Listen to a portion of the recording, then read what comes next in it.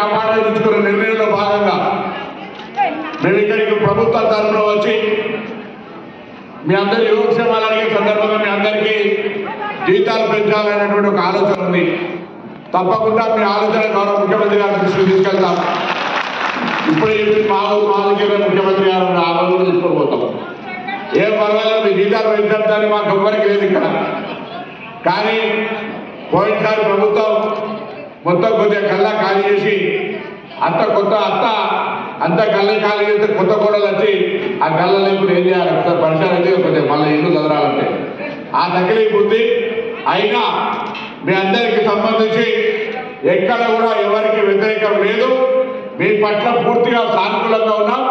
మీకు సంబంధించి గౌరవ ముఖ్యమంత్రి గారు చర్చ చేసి ఎప్పుడు అవకాశం ఎట్లా ఆర్థిక పరిస్థితి మెరుగుపడితే మీ అందరికీ కూడా ఆ యొక్క కార్యక్రమం నిర్ణయం తీసుకుంటామనే మాట కూడా మనవిస్తూ ఉన్నారు. ఇప్పుడే మేయర్ గారు, కలెక్టర్ గారు, జిహెచ్ఎంసీ కమిషనర్ అందరం అనుకుంటా ఉన్నాం. హైదరాబాద్లో ఇందిరమ్మ ఇల్లు శాంక్షన్ చేయాలి. రాష్ట్రం మొత్తం ఇందిరమ్మ ఇస్తున్నాం. పల్లెటూళ్ళలో నుంచి వచ్చిన వాళ్ళు ఎవరైనా ఉంటే మీ కోపర్ఘాట్లు అక్కడ ఉంటే వాళ్ళకు ఎవరైనా కుటుంబ సభ్యులు ఇందిరమ్మ ఇల్లు వస్తారని చూస్తారు. హైదరాబాద్లో మీలాంటి వాళ్ళకి ఇందిరమ్మ ఇల్లు గతంలో డబుల్ బెడ్రూమ్ పేరు మీద అక్కడ ఎక్కడనో వట్టినాగులపల్లిలో లేకపోతే ఎక్కడనో దూరం రింగ్ రోడ్ అవతలిస్తే ఇక్కడ పనిచేసుకొని బతికేటోళ్ళు అక్కడ పోయి ఎట్లుంటారు. అందుకే ఇక్కడ ఎవరైనా మీకు పాత వాళ్ళు హైదరాబాద్ సంబంధించిన వాళ్ళు కొద్దో గొప్ప జాగుంటే నలుగురు కలిపి జాగుంటే వెంటనే ఇందిరమ్మ ఇల్లు శాంక్షన్ చేసేటువంటి ఆలోచన కూడా ప్రభుత్వానికి ఉంది అని మనం అడిగిస్తాం. మీ అందరికీ సొంత ఇల్లు ఇవ్వాలనే ఆలోచన ఉంది ప్రభుత్వానికి. అదేగాక కమిషనర్ గారు, కలెక్టర్ గారు, మిగతా హౌసింగ్ డిపార్ట్మెంట్ అధికారులు బొంబాయిలో ఉన్నటువంటి కొన్ని స్లమ్స్ను డెవలప్మెంట్ చేసి ఆ స్లమ్స్ అంటే అక్కడ ఉండబడేటువంటి కాలనీలకు సంబంధించిన వాళ్ళందరికీ ఇస్తూ మీద మూడంతస్తులు కట్టేటప్పుడు ఖాళీ ఉన్నాయని కూడా మీ అందరికీ ఇవ్వాలనే ఆలోచనతో ఉంటున్నాం. కాబట్టి ఎక్కడ ఎవరికి మీ పట్ల వ్యతిరేకత ఏమి లేదు. హైదరాబాద్ నగరాన్ని ఇలా అందరికీ ప్రభుత్వానికి పేరు వస్తుంది అంటే, బయట నుంచి పెట్టుబడులు వస్తున్నాయి అంటే, హైదరాబాద్లో వేరేటోళ్ళు వచ్చి ఇక్కడ ఇల్లు కట్టుకుని ఉంటామంటున్నారు అంటే మీరు ఇలా హైదరాబాద్లో అద్దం లెక్క మరి ప్రపంచానికి చూపెడుతున్నారు. కాబట్టి ఆ చూపెట్టే సందర్భంలో మీ ఆరోగ్యాలు ఖరాబ్ కావద్దు. మీ ఆరోగ్యాల పట్ల మీకు జాగ్రత్త ఉండాలి. సర్ది లేస్తుంది కదా ఏమవుతుంది అని అనుకోవద్దు. జ్వరం వచ్చింది కదా అని ఏమనుకోకుండా డాక్టర్లు ఉంటారు. ప్రభుత్వ ఆసుపత్రులు హైదరాబాద్లో వస్తున్నాయి. తప్పకుండా మీరు పోయి చెక్ చేయించుకోండి.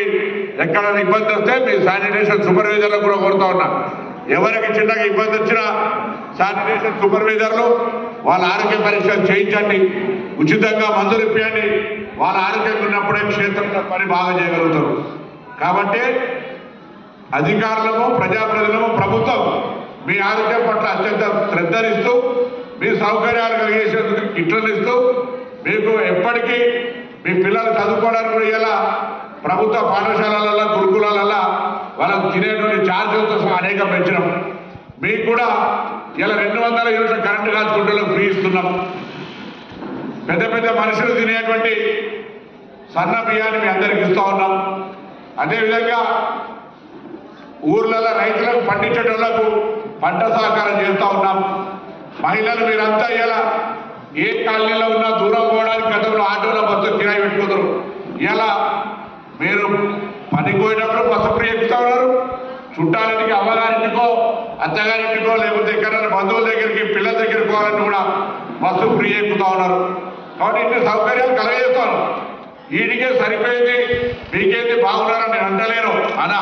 నేను కూడా మీ లెక్క అందరం కూడా కిందకే వచ్చిన ఇక్కడ ఉన్న వాళ్ళు ఎవరు కూడా చాలా పెద్దగా రాజపుట్టుకలే ఉంటలే. అందరం కష్టపడి చదువుకొని కొద్దిగా కష్టపడి వీడి దాకా వచ్చినాం. మీ పిల్లలు